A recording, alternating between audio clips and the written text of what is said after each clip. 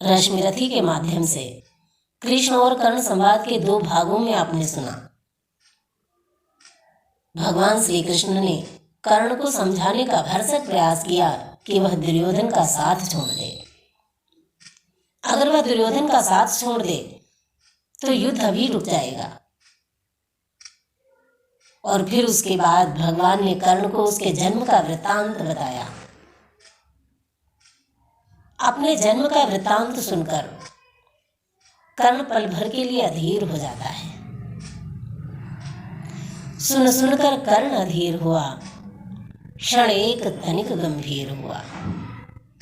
सुन सुनकर कर्ण अधीर हुआ, क्षण एक तनिक गंभीर हुआ। फिर कहा, बड़ी यह माया है जो कुछ आपने बताया है। दिन मणि से सुनकर वही कथा, मैं भोग चुका हूँ ग्लानि व्यथा। मैं ध्यान जन्म का धरता हूँ, उन मन यह सोचा करता हूँ। कैसी होगी वह माँ कराल, निज तन से जो शिशु को निकाल धाराओं में धराती है अथवा जीवित दफनाती है। सेवती मास 10 तक जिसको, पालती उदर में रख जिसको, जीवन का अंश खिलाती है अंतर का रुधिर पिलाती है। आती फिर उसको फेंक कहीं, नागिन होगी वह नारी नहीं।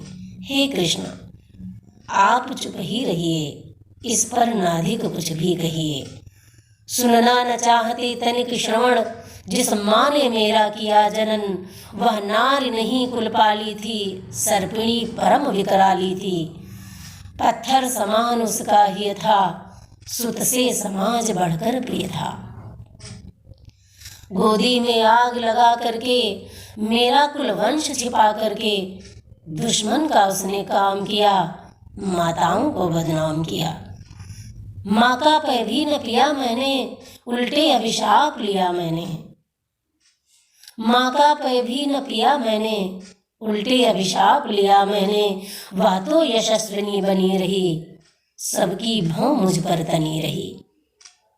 कन्या वह रही अपरिणीता, जो कुछ बीता मुझ पर बीता। मैं जाति गोत्र से दीनहीन, राजाओं के सम्मुख मलिन।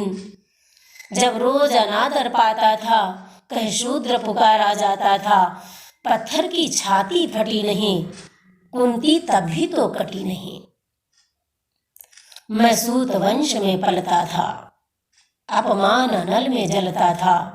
सब देख रही थी दृश्य प्रथा, माँ की ममता पर हुई वृथा। छिप कर भी तो सुध ले न सकी, छाया अंचल की दे न सकी। पापांच तने फूली फूली, दिन रात बड़े सुख में भूली। कुंती गौरव में चूर रही, मुझ पतित पुत्र से दूर रही।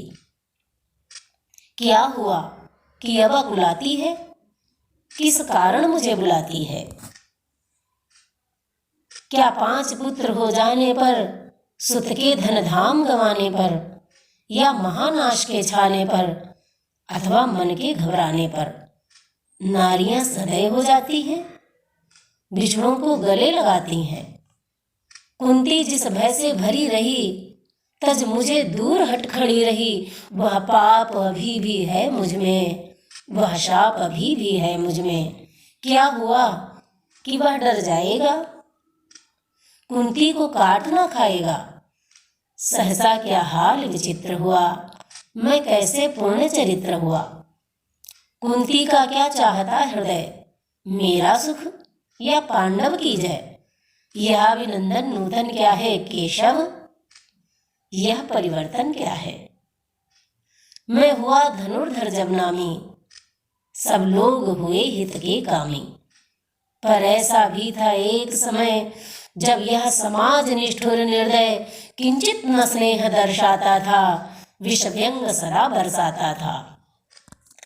उस समय सुअंक लगा करके, अंचल के तले छिपा करके, चुंबन से कौन मुझे भरकर ताड़ना ताप लेती थी हर। राधा को छोड़ भजूं किसको, जननी है वही तजूं किसको। हे कृष्ण जरा यह भी सुनिए, सच है कि झूठ मन में गुनिए।